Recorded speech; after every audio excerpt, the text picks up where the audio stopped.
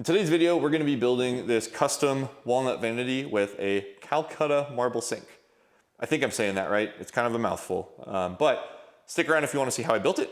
And I also have plans available on my website if you're interested in trying to build it yourself.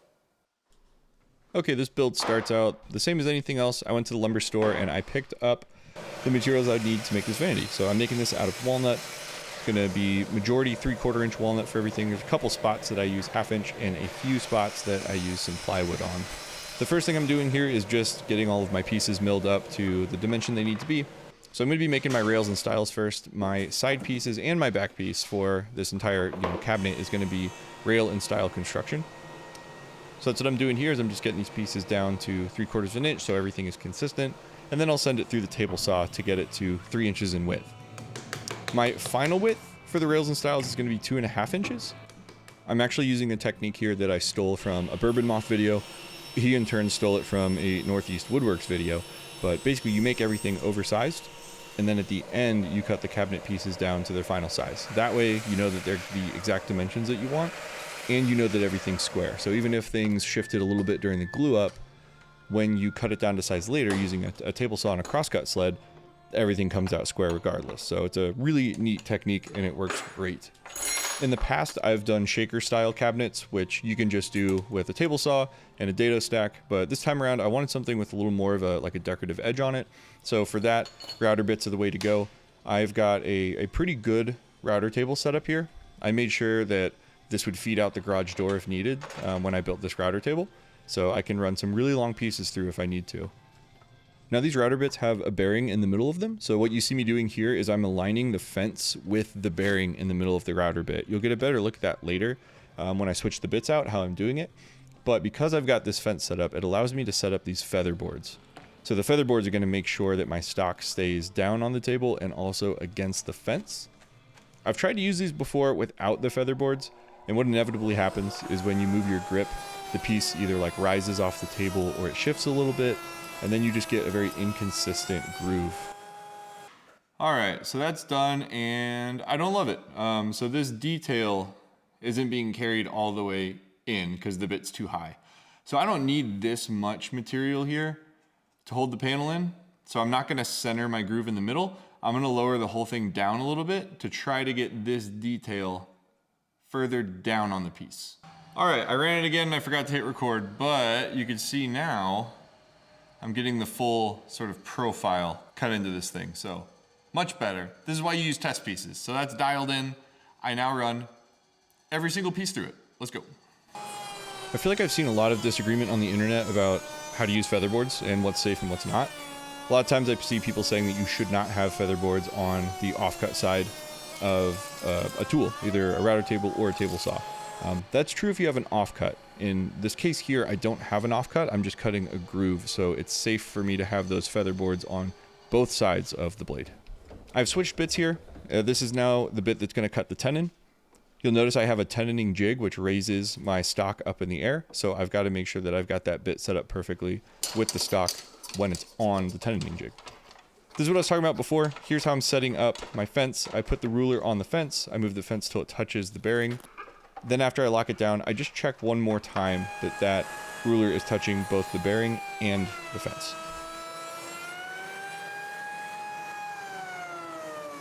All right, well, I've run into a little bit of an annoying problem here. So here's one of my pieces that's already cut, ready to go. It's got the length in it.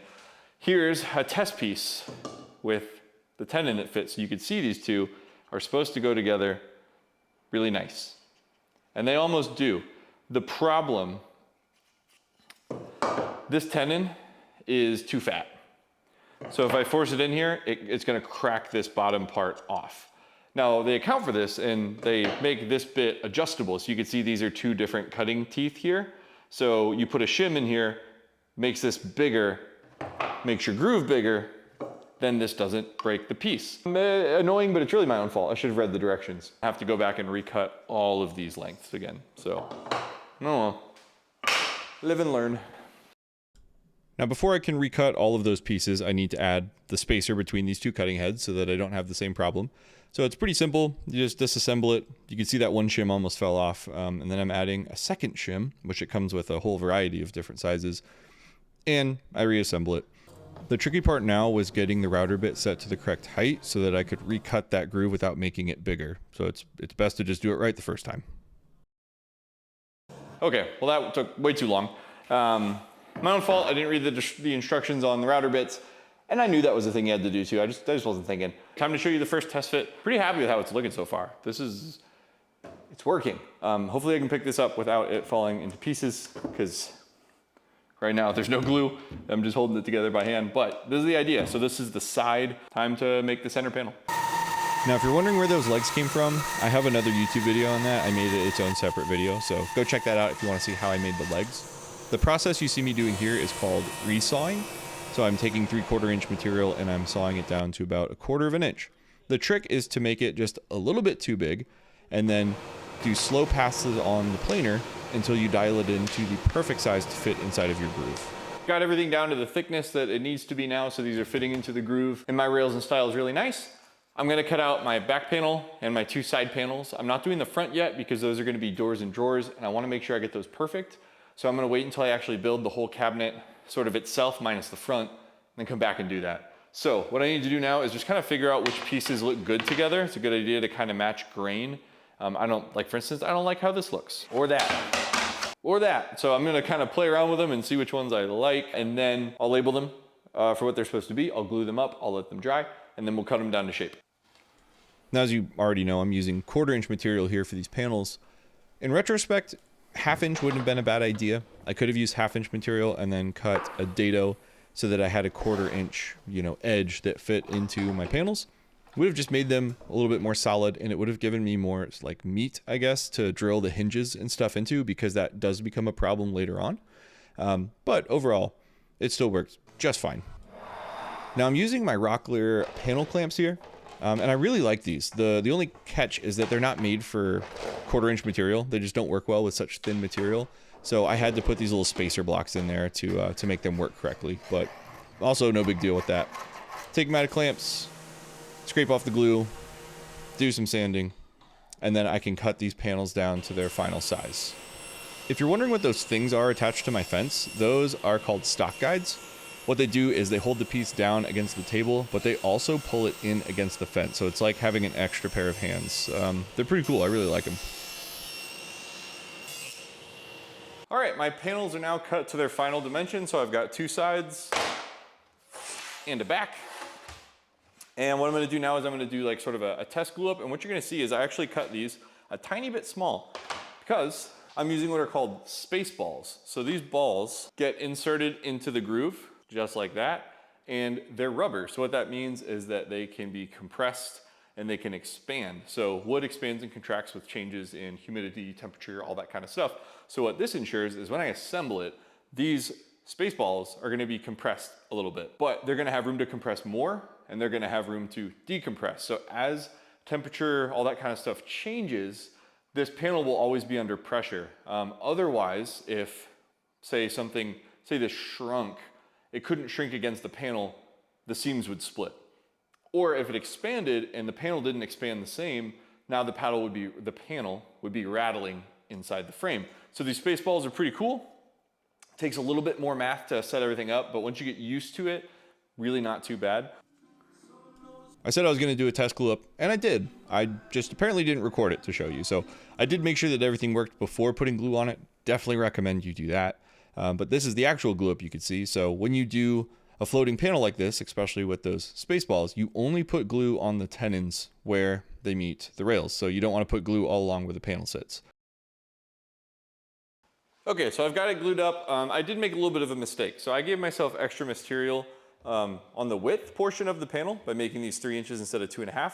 But I cut these at the exact length they need to be. So the problem there is that I need this one lined up with this one, meaning like this end lined up with that end over there. And that's kind of hard to do. So I may have to end up making this just a tiny bit, like 1/8 of an inch or 1/16 shorter than planned in order to get everything squared up. I should have made these just a wee bit longer. If you're gonna do this method, make everything wider than it needs to be, but also make the stiles longer than they need to be.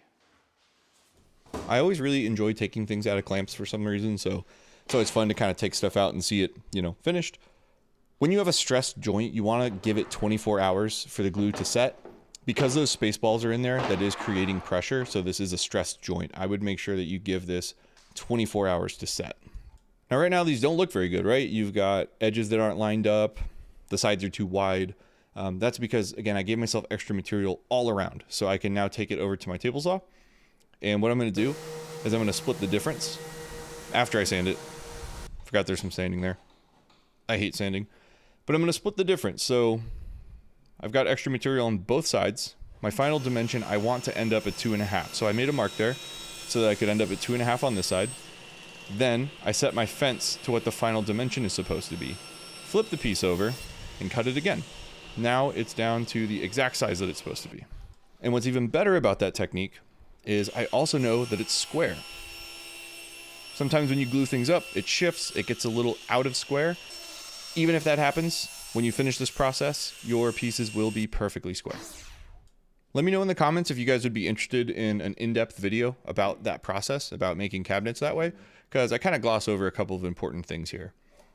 Now to put this together, I'm going to be using dominoes. Sometimes people get hate for using a domino joiner. It is expensive. If you don't have one, you can absolutely do this with a doweling jig.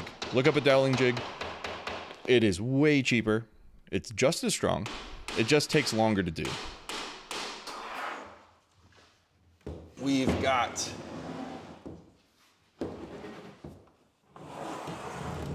a cabinet box. As you've seen so far, the construction of this cabinet is largely walnut. However, here you're going to see me using some plywood. This is the bottom shelf. The top shelf is made the same way. That shelf is encapsulated on all sides by the cabinet. If it were to change size at all from humidity or temperature, it could break the whole cabinet apart. So to me, it was worth it to use plywood here, and I veneered it with 1/4-inch walnut.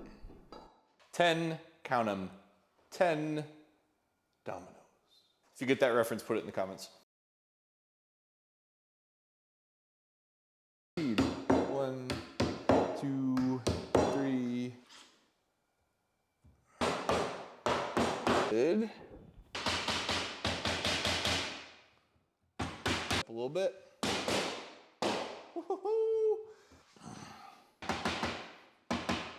Hell yeah.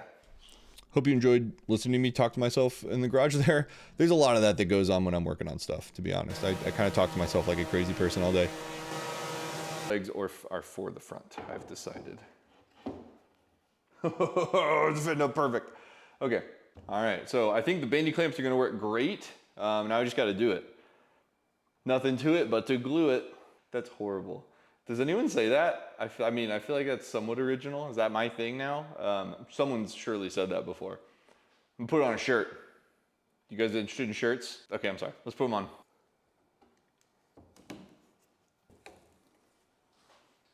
Whoa, you made a box! A box with legs. Wow, box! Isn't it what you wanted? Yeah. You asked me for a box with legs. Well, you can't be mean to me on the internet. What? And that was a guest appearance by my wife. If she watches this, she'll probably be upset to know that she was recorded there, but it'll be all right. So I recorded how I put the front legs on, right? I used those bandy clamps. I did not record how I put the back legs on. I forgot how to do it. So you'll see I had ratchet straps around the whole box, and then I had brace pieces at the front, because without those brace pieces, as I ratcheted the straps down, it would have just collapsed the entire box on itself. But it worked really well to hold the legs on. Now, this is the first time that I've made a piece of furniture like this, so it was really exciting for me to put these legs on, get it out of clamps, and see that, like, it actually worked. Now, here's that other piece of plywood I talked about. Again, it's encapsulated on all sides. It's not worth it for me to risk that thing expanding or contracting and breaking the cabinet. You're also not going to see that piece, ever. I put some spacers here to make sure that I get this shelf in there correctly and level. Spacers are a great way to ensure that you get your piece in there perfectly level and flat.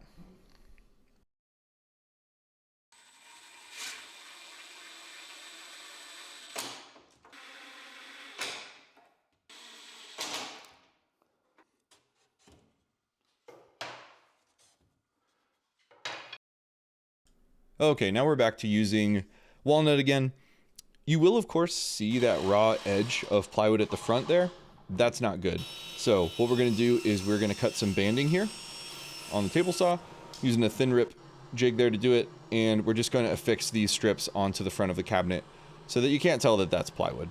And it continues the groove that you see on the leg across the cabinet. Makes it look a lot better. The profile doesn't quite match. So after I get these glued on and they dry, I come back with sandpaper, a little bit of chiseling, and I just try to match that profile as best as I can to what's happening on the legs. Now for this section right here, we're actually just gonna do a fake drawer. I told my wife I'd do a real drawer, but she said she didn't care, that it didn't, you know, it's a powder room, you're not really ever gonna use it, so whatever.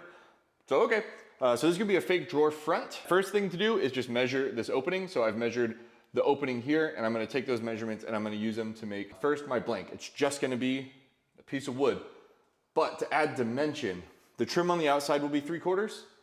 The wood blank itself in the middle will be a 1/2. That way it'll give me a 1/4 inch offset to create some depth. You'll see what I'm talking about here. So here's the blank. You can see how much smaller it is than the opening. Did that on purpose. Then I take it down to a 1/2 inch. There I am checking it.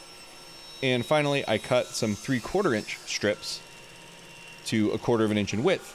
And I use that to wrap the entire box. I'm putting an 1/8 inch roundover on these. And then I take them to the miter saw. I take my time here. Small pieces like that, sometimes they like to explode or chip. And I just wrap these pieces in the 3/4 inch trim that I made. So you can see that it stands proud of that 1/2 inch panel in the center. Now I am using pin nails to hold this on, and I have a saw stop.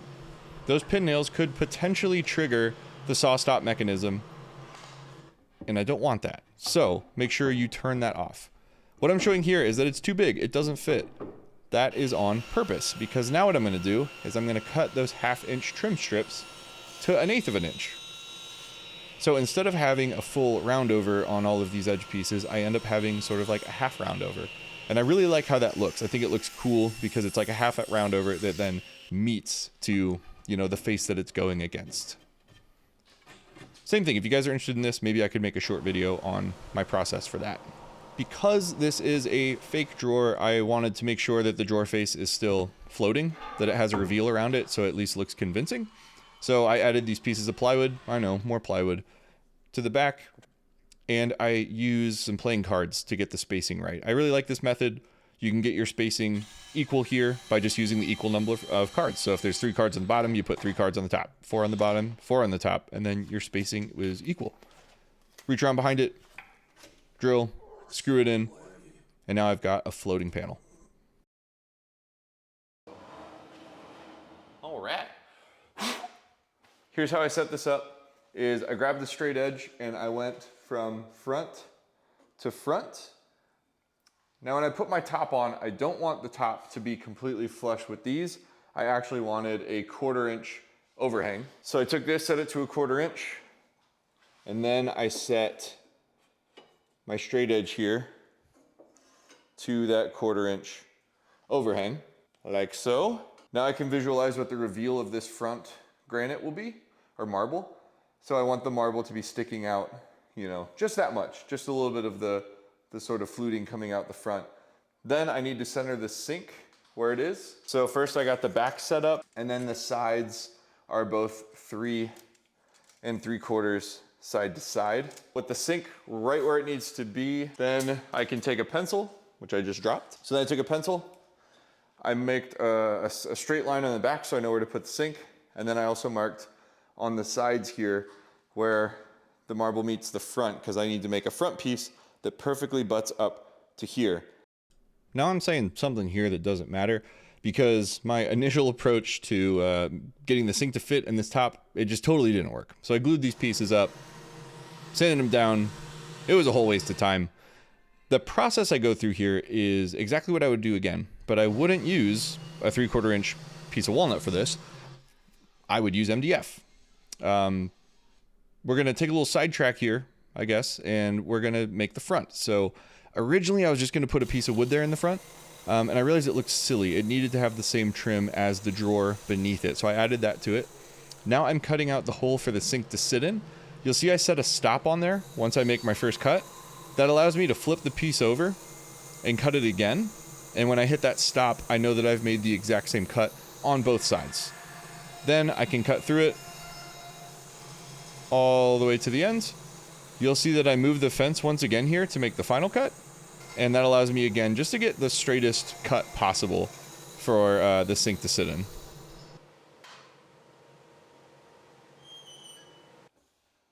I don't remember where I saw this trick, but this is such a helpful trick when it comes to scribing. Right now my material is 3/4 of an inch thick. It can be hard to scribe 3/4 inch material. What I do is I take this chamfer bit, 45-degree chamfer, and I chamfer the edges that I want to scribe. Now there's only a 1/4 inch of material that's going to be touching the thing that I'm trying to scribe to. It's way easier to scribe such a thin piece of material than it is a thick piece of material. It is an extremely helpful technique. I find myself using it pretty often, to be honest. As a matter of fact, you're going to see me use it later in this video when I scribe the top to the sink. Now the fit wasn't perfect on my first try, so I take some sandpaper and I just kind of fine tune it with sandpaper there. Now we move on to the top. To start, I just roughly trace the shape of the sink onto some walnut, and then I take it to the bandsaw and I cut well outside of my line.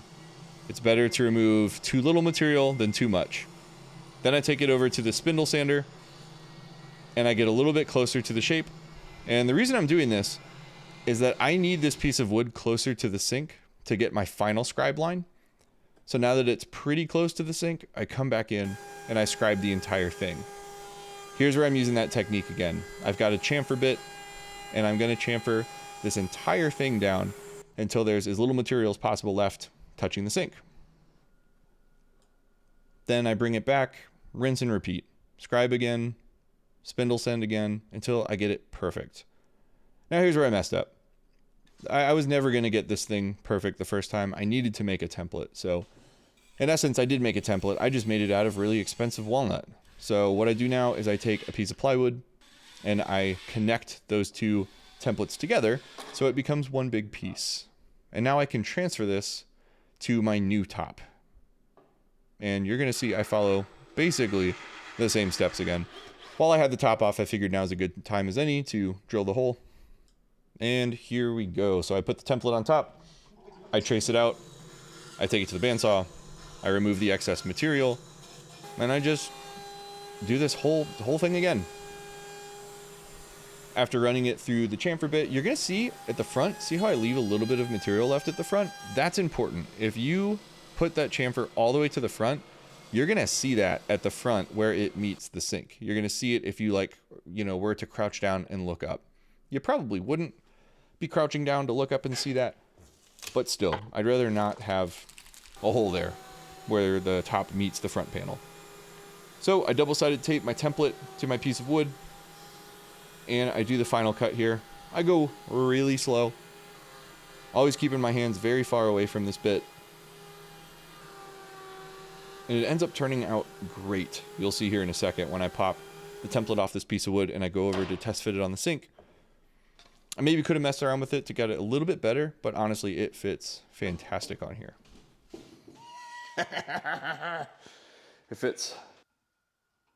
I did give myself an oversized blank, so now I need to cut it down to the right size. So what I'm doing is I'm transferring the measurement of where the front leg meets the top. I want to give myself a little bit of an overhang. So I mark that overhang, take a track saw, and I cut the material off. It also allowed me to control where the front of this is going to meet the marble. I wanted it to kind of meet right at the end of one of those flutes in the sink.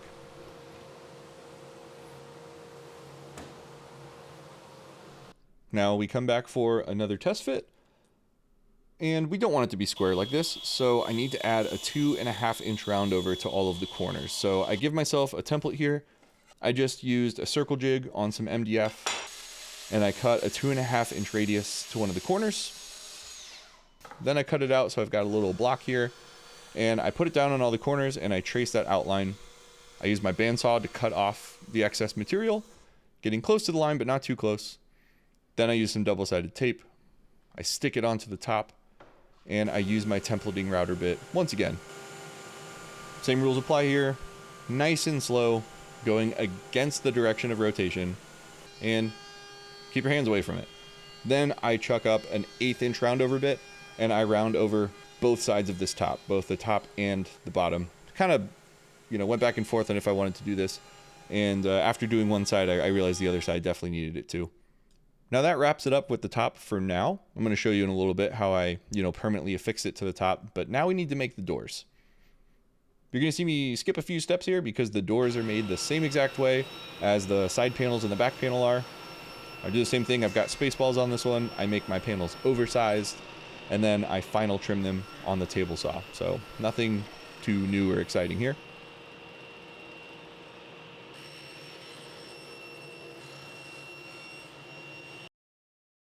Now this fancy looking contraption lets me cut the holes for the hinges to go into. You absolutely do not need this. The hinges are going to come with instructions on where the center points go and what size drill bit to use. This jig is really useful if you need to replicate the same cuts on like multiple panels. I plan on redoing my kitchen, and if people want to buy these cabinets from me, I plan on making a lot more. So for me, it made sense to buy it.